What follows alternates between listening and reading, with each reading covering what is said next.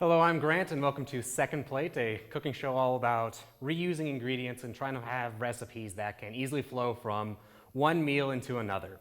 So tonight on Second Plate, I'm going to be cooking a whole chicken. I'm actually going to butterfly it and then go over how it's actually not that hard to carve it up, and in making this, how I found it to be actually a lot easier and a lot less intimidating than it first looks like. So let's get cooking. So I have a whole chicken right here. Keep saying turkey because you could do this with a turkey. This is just simple store bought. I do not have anything inside it. Like there's no neck, there's no giblets. So that is all taken care of already. What I am going to be doing is I have some meat kitchen shears, and I am going to essentially be cutting the spine out of the chicken so it can splay out. It makes it just kind of cook a little bit more evenly. It looks nice, and it basically only costs a couple dollars to get these shears, but it really actually improves it as a whole. So I have this chicken I have just taken out of the casing. I patted it down so it's mostly just dry to the touch. There's no any excess water on it. Just going to kind of like give it a once over, and I'm going to set it breasts down like this, and I'm going to be cutting along the spine, so to speak, of the chicken. And let's get started. This is something I think is, again, kind of intimidating and also just kind of concerning because I'm going to use these kitchen shears specifically because I need to cut through some of the ribs. I'm starting at the tail of the chicken, and I'm just kind of feeling my way up. You're trying to go in an area where there's not too much resistance. But also I want to be careful because these kitchen shears could easily take a finger off. It's not that risky as long as you just go slow and pay attention. So I'm just going to go cut up, trying to find just the right spot and then just snipping through that. Then I'm going to do the same on the other side, just going parallel up. So again, I'm just going to kind of lift the tail, make a starting incision there, and just keep going. It's kind of hard to get the point across until you've done it yourself, but you can tell as you go through the anatomy, like you're going to hit like the ribs, which I'll cut and snip. You'll go and get potentially like the thigh or the legs if you go too far, so I'm trying to feel my way around. It's hard to really have an exact science for this because at the end of the day, any particular chicken is going to be a little bit different. I'm just trying to go through, make very clear, clean cuts. And I don't want to cut twice in any one area because I don't want to have a situation where I have like a fragment of, like say, a rib that gets like lost in the chicken and then I accidentally serve that. I'm going to cut this out. This I usually just toss, but it's kind of similar to what you would use, say, like a neck for in a turkey where you would make your gravy with this for flavoring and stuff like that. So that's one use for it if you don't want to just toss it out. And we have our chicken. So for the most part, you can kind of clean it a little bit more if you want. But what we have to do now is we want to properly splay it out. So I'm going to take a aluminum covered pan, which by the way, I should say I have my oven set to 400 preheating while I do this. I'm going to flip my chicken over, making sure I don't get any of my paper towels on this.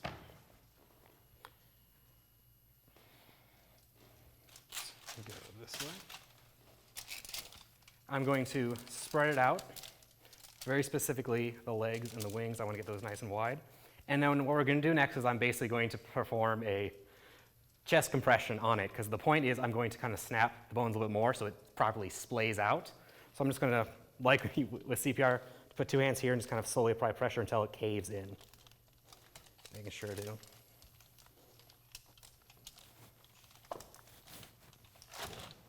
Slippery.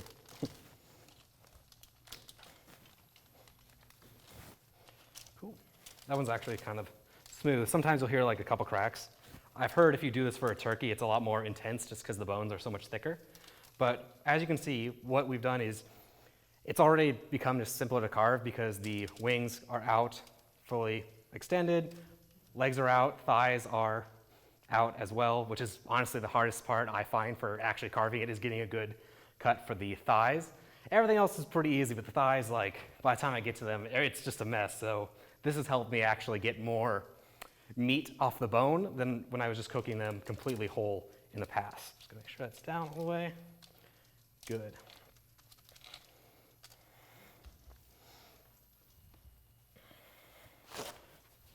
So the next thing I'm going to do is season it. I'm going to go for a pretty simple seasoning. I'm going to start off first with some butter.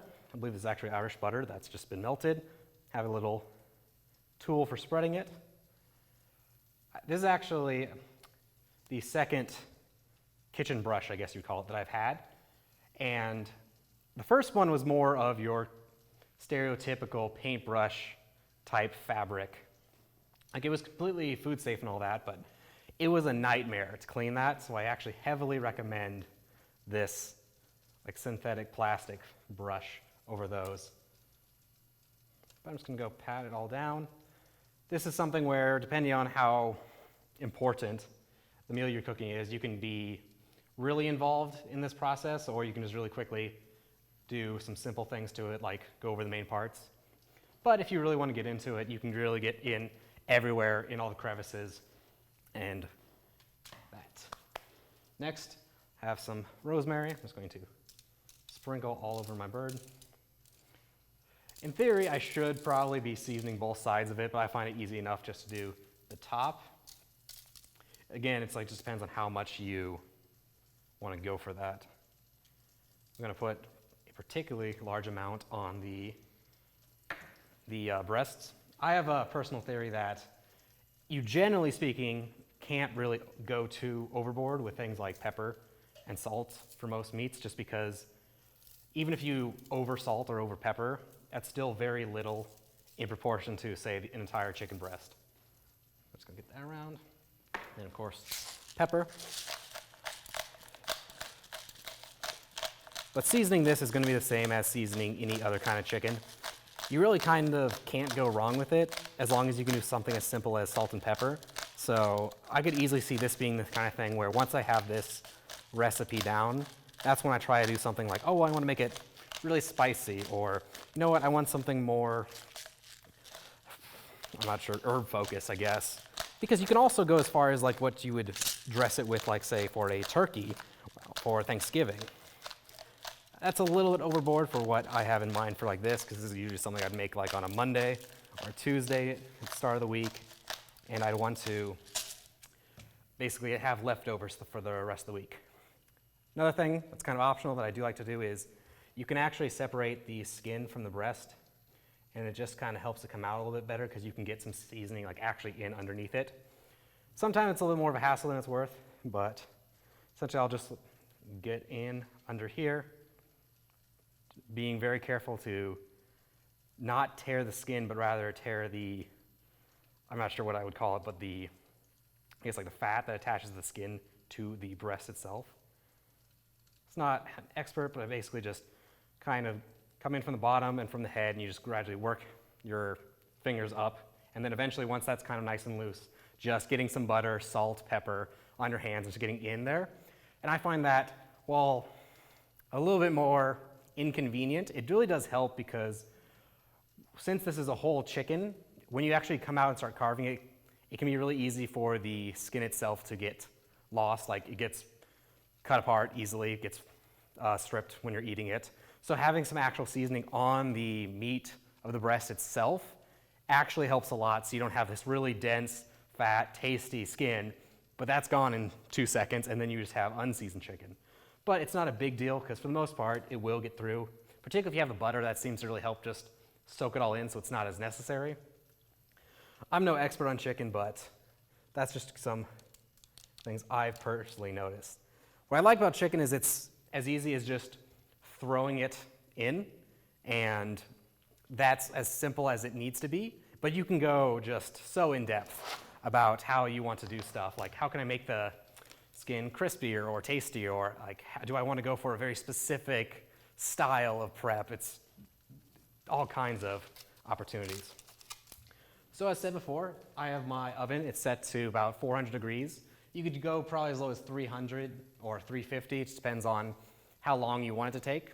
I usually leave it in there for about 40 to 45 minutes until I start temping it, because the main thing I'm going to want to look for is some of the stuff on the chicken, like the wings, the legs, and all that, they are going to cook really quickly, but I need the entirety of the chicken to be 160 degrees Fahrenheit when I temp it, when it's done. So I need to make sure that it is that all the way throughout. So just go in 40 minutes before you even look at it, because it's going to take a while for the chicken breasts themselves to actually reach temperature at all. So it's not, you don't have to like really dote on it. You can just kind of like put it in there, know it's good for 20, 30, 40 minutes, and then you can start worrying about it. So I'm going to go ahead and get this in the oven, and then we'll check back again in 40 minutes. So it's been 40 minutes, and here we have our fully cooked chicken. I'm just going to go ahead and temp it. Now, the goal is for all sections of the chicken to be minimum 160 degrees, because you need that for chicken to be safe. The big one really though is the chicken breast, so I'm going to check just right here. One thing I have noticed, particularly if you haven't butterflied it, is with how at least my meat thermometer works, there's like a dead zone essentially, because you might be hitting the actual pan, so you want to get it up higher here. And I've had situations where I'll overcook it because I skewer through it and I don't actually get a lot of meat. It's actually just temping the air on the other side, just a note. So that, because I've done that, and then all of a sudden it's like, oh, actually now my chicken's 190 degrees and it's completely overdone. But I just want to make sure I do both, try to find like the coldest parts of the breasts, make sure that they're all 160 minimum. Above isn't a big deal, just making sure we get everything good. You can check the legs and the thighs as you wish as well, but generally I've never seen them not be done if the chicken breast is done. So this is going to be a fairly messy process to carve it. So the first thing I'm going to do is just transfer it. So I'm just going to make sure this is kind of unstuck. I don't want the skin to tear while I get it off, so I'm just going to kind of make sure I remove this. And again, with everything on this show, take it with a grain of salt, where you can really be as delicate or not about this stuff as you want. Like there's plenty of times where like when I was doing this and I wanted to go for a simpler one, I would just basically, I have, say like a knife or something, I just stick it, before I was butterflying it, just in the cavity and just slap it on over. And other times I'm like, well, I put all this time into it, I want to be kind of careful about transferring it. Butterflying it does make it a little bit easier. So I'm just going to kind of lift that up. Looks like I'm sticking right here. And I'm going to transfer it to something that can help collect the juices just a little bit. Because as I cut into this, there's going to be a lot that comes out.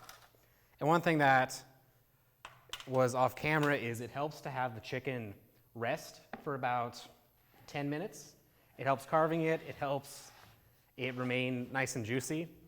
I believe the theory I was told behind why resting that, particularly for steaks, the why that's useful is because as you cook it, it makes the water inside the meat recede, to basically to get away from the heat. So if you cut into it right away, you'll essentially squirt all the juice out, and you don't want that. You want it to be part of the meal. So I'm going to go here, I'm going to start carving. The 4 areas we want to carve are wings, thighs, legs, and breast. Generally, the wings, very easy. Legs, pretty easy. Breast is incredibly easy because you literally have some bone that helps like guide the knife, but it's the thighs that are by far the trickiest. So I'm going to make sure I have a couple good sets of tongs because this is going to be slippery, and then I have a couple knives. I usually have one knife, that's my good cutting knife, and then I usually want to have one knife or my shears if I had cleaned them. I won't use them for this. Some kind of knife that's long and slender, because we're going to actually be using it when we get to say like the wings to basically pop the joints. It's nice to have something that can kind of skewer in, but then also is the flat of a blade to twist. So I'm going to go ahead and start with the legs. This is something where if you don't butterfly it, you can still technically cut them in any order, but it helps to have kind of a process. But with butterflying, it's really easy that each hunk of meat that I want is its own kind of quarter. So I'm going to just grab this here, and I'm actually going to basically follow the leg kind of around like this. And I'm trying to cut it in such a way where I don't go into the thigh. And particularly when we cut towards the thigh, you're about to see just all kinds of like juice kind of come out because it's collected there under the skin.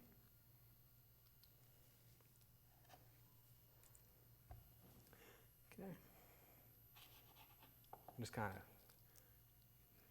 guiding it around. It's something where I originally wanted to do whole chickens because the first time I really did something like this is I actually cooked a whole turkey for my family Thanksgiving. There it is, there's my joint. But because of that, I wasn't actually the one who carved it. And I was like, oh, well, I want to make another one. And then, so I made a whole nother turkey a couple months later. And I realized I didn't know how to carve it. So I wanted to start making this as a way to learn that. And you can go a little bit faster than I am here, but I want to emphasize kind of what I'm going to be doing here in a second. Is as you cut for the legs and the other limbs, there's the actual bone joint that I guess it's functionally like the hip of the thigh, and where the two bones connect is kind of like the elbow joint. What I'm essentially going to be doing is just inserting the knife right in there and twisting, and it's going to ideally pop off. And that's kind of my understanding of how to make it nice and simple instead of having to just cut all the way through the bone. So let me try and find it. It's really something you just kind of have to feel out.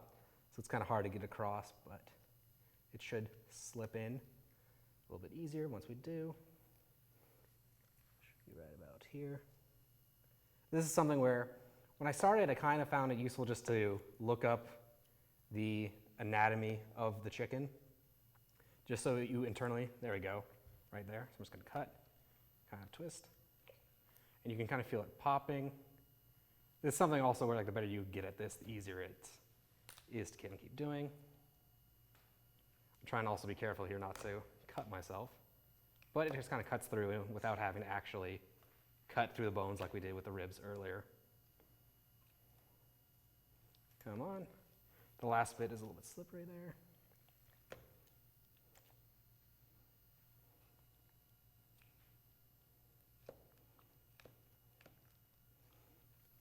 Okay. I'm going to cut through all the way. We should be good. I'm actually doing really bad at this part. This is something where I just need to continue practicing because each one's kind of different. And there's no real telltale signs to look for where that joint kind of is. So not the best, but not a big deal either. Got it cut through. I think the main issue I run into is just that the chicken itself is really slippery. So I'm going to put this over here for now. I'm going to go do the other leg a little bit quicker. I actually own an electric carving knife that was a gift from my parents after I told them how I was trying to learn to do this, but I don't usually bust it out. But I would say for a turkey, just because there's so much more going on. Doing a turkey is essentially just doing the chicken, but much more involved, particularly for butterflying it. All right, I'm just going to continue cutting around, looking for my joint. Looks like it's right about here. And this is something I'm sure that just comes with experience. I could easily see if you cook this a lot, so say if you had kids and all that, you could probably just absolutely tear through a chicken easily. Just if you know the points, you can just go da, da, da, da, da. So I'm going to go take a look at the wings. Again, I'm just going to cut kind of through this skin right here so I can go approach my joint. Just kind of splay it out. It's a little easier to see on the wings that I'm looking for that little point of separation. I'm just going to cut through it and just kind of twist, and then just cut any excess around there. If I do it correctly, there should be no real reason to cut through bone. It should just work, and then it just kind of pops off pretty easily. So add that over here. I usually do, starting with either the legs or the wings, then I do breast, and then I do the thighs. That just minimizes me having to essentially adjust the bird. One thing that's kind of obnoxious about if you don't butterfly it is I find you have to constantly flip the bird over and over, because you have to say, I'm going to cut off the legs. Okay, got a position like this, cut, cut, cut. Okay, now I need to do wings next. So if you flip it again, do that, flip it, do breast, go, flip it again for thighs. And the only reason I do thighs last is just because like it's the most involved to kind of get out. There's that joint. Just going to cut that there, there. Add that to the side. Next, I'm going to do the breasts. The way I'm going to do this is, in the center of the chicken, there's a bone that's essentially, I guess it's kind of like rib cage involved, but there's essentially a spike kind of like right here going down the center, and the bone splays out. So what I'm going to do is I'm going to essentially cut till I find that, just going down the center, and then with a larger knife, I'm going to follow that. And this will actually come off really easy because if this is cooked all the way through, it's actually a harder job to keep it all together because I want one big solid piece. This is usually where I find I end up with just like extra little bits of just breast. And it's like, oh, well, there's a little bit extra there, which I would still serve, but can easily just kind of come apart more so than you wish. So I'm just doing some simple kind of cuts, feeling that out.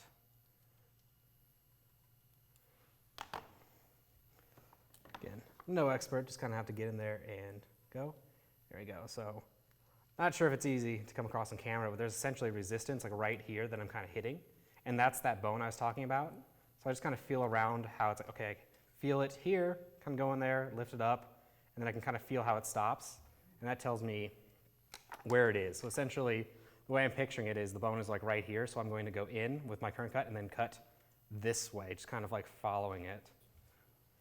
Ideally, I'm going to also try to keep the skin on, but it can be very difficult to do that when I'm trying to also get a good hold on the chicken. Like, I think there's something to be said for just getting in there and grabbing it sometimes. Okay. Just so you have a good place to like hold on to it. So again, I'm just kind of sawing this back and forth, and each time I'm just going a little bit deeper and a little bit more to the side. Cool. Good. Good. I'm going to make sure I separate this then from the thigh.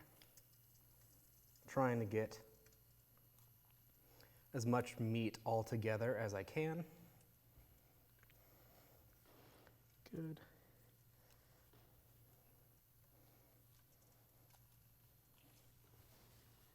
Just trying to find the exact angle.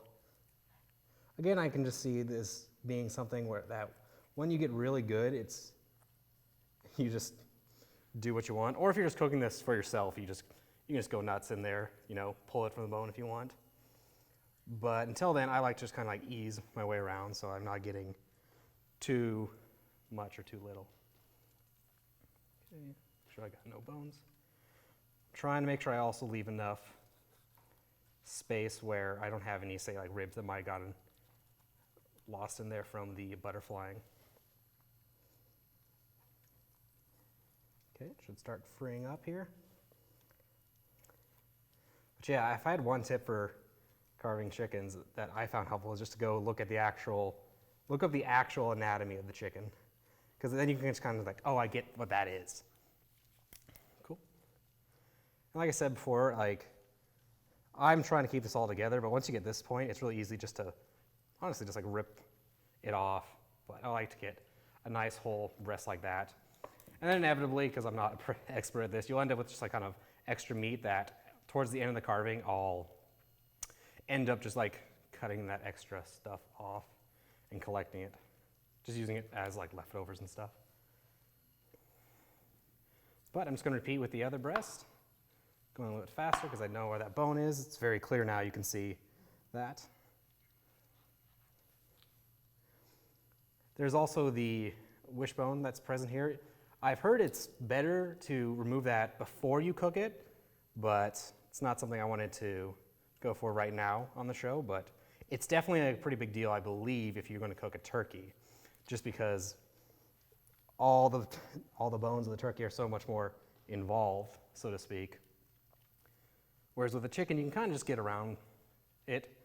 It's not so much of a requirement, but it will make the carving of the breast significantly easier.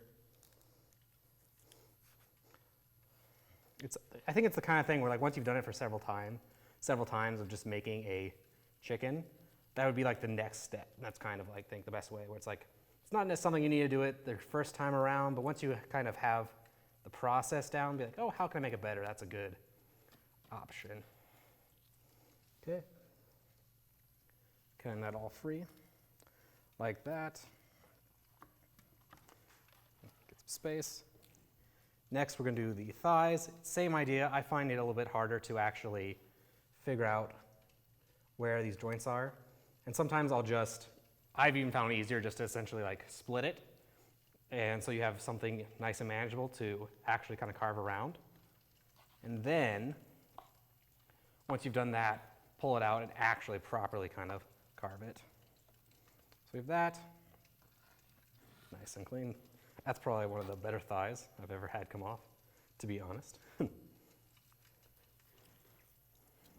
But definitely it feels like there's less of a science for the thighs, just because I feel like by the time you get that far, there's not necessarily much of the chicken left holding it together. And if you've had to like toss it around a lot, then you've probably pulled out bits of the thigh and stuff like that. So normally, again, I would just end up with like bits of these chicken, just be leftovers that I would go ahead and remove. That's up to you how much you want to kind of get out of it or what you're making. This would now be the time where it's like if you wanted to make, say, like a chicken salad, that stuff's perfect for that. So we go ahead and have our carved pieces of chicken.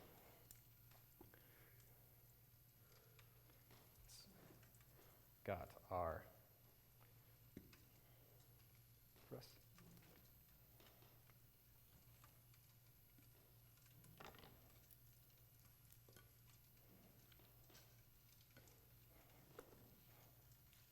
So that's our chicken. It's something where I think it, again, just looks so intimidating to do for your first time. But once you sit and do it and just do it in your own kitchen, it's actually pretty hands-off. You can prep the turkey beforehand, just throw it in the oven. Not turkey, chicken. Sorry, constant mistake. Throw it in, let it cook, just keep an eye on it. Let it sit for 40 minutes, pop it out, and then just kind of carve, carve, carve. And it's a great thing where it has so many great leftovers. Like I usually go for the chicken breast. I can make one for me, one for my girlfriend, but then you have like the legs left over and the thighs, and you can use that for lunch. It's something where if you can get a good price on a whole chicken, it's actually a great meal to have.